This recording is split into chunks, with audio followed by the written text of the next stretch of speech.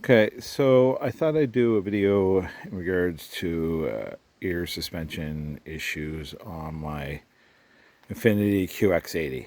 Thought it'd be a good idea to do it because I had my ear suspension not working on my vehicle, and I went on YouTube, and there wasn't a lot of videos, especially in regards to Infinitis, QX80s, and also I found some stuff in regards to Nissan Armada, but which are pretty much the same as the Infiniti QX80, but the problem was mine's a 2019, and pretty much all the videos were 2018 or less, and the the year switched over from 2018 to 2019 with some changes. So everything I googled, they were like, "Oh, you should look at the relay switch first. If your suspension stops, the pump stops working. That's usually the most common issue." And on every video I looked at, it showed that the relay switch was either in here behind the battery or up here in front. Right, but I looked everywhere online and I couldn't find it anywhere. So with some more sleuthing and stuff, I come to realize that actually in the 2019 and up, you got a box here with all the circuits and stuff, and then there's one in behind, and this is actually where the relay switch is on the 2019. So the relay switch is actually the very back one here, and if you look onto the cover of this, it actually says suspension relay right there. So anyways, these are about $100 each. So I didn't want to go and get one before testing it out first. So I called up the dealership and tried to get the part number and get the price stuff. And he just said, well, they're all the same. You can just switch them out. So I looked and he's actually right. The parts numbers on all these three are all the same. So all I did is I switched out one of these ones for that one because everything else is working on the vehicle. And I was like, well, if I switch that out and it's the relay switch, then I'll know that's the issue and I can just go get one. That's it. So anyways, I did that and it ended up not being the relay switch. So then the next most common issue is the actual pump. So the compressor pump.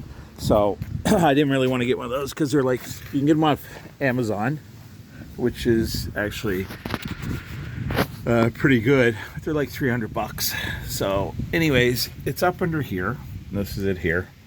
So that was end up being the issue. So I ordered one. And whether it's a 2019 or before that, they're all pretty much the same way. You take them in and out. So that was good. All it is basically you got 4 bolts up here, 2 there and 2 there that you take out, and they actually came out pretty easy. Then you have the 2 air hoses, and on these, what you have to do, you actually get a flathead screwdriver, push in on this orange part, and then pull the hose at the same time. So push in with the screwdriver, pull the hose, and they pop right out.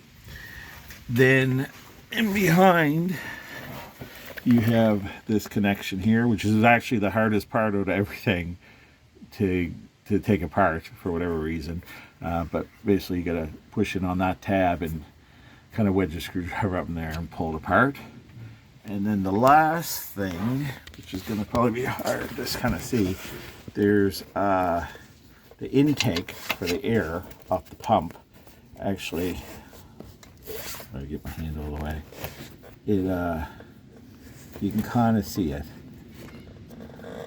The hose comes up into here and then it kind of goes into the frame. But it's actually easy to come out. You just gotta unscrew it a little bit. And once you get these 4 bolts out, there's 2 hangers there that the whole thing doesn't drop down, which is kind of nice because you can take the bolts out and you don't have to worry about it falling down. It actually still hangs there and you just push up and pop it out. And you can do the same thing for installing it. It makes it a lot easier. But like I said, this was really, it honestly probably took me 10 minutes to install it. And as soon as I got it installed, everything was fine again.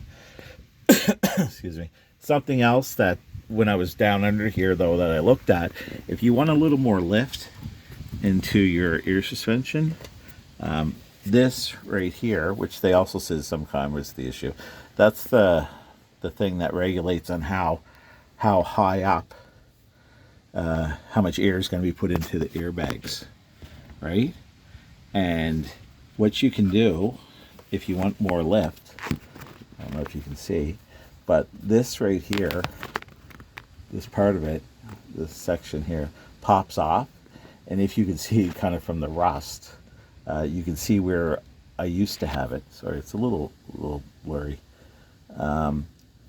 You can see where it was. And all you have to do is unscrew these a bit, and you get the extra, there you go, it's actually better now. You can see where it was before, and then you can see the more silver off the screw. That's where I extended it out. So that way I get a little bit more lift. And just that little bit unscrewing it probably gave me about an extra 2 inches in lift. You can actually unscrew this way further, but I didn't want that much lift onto it.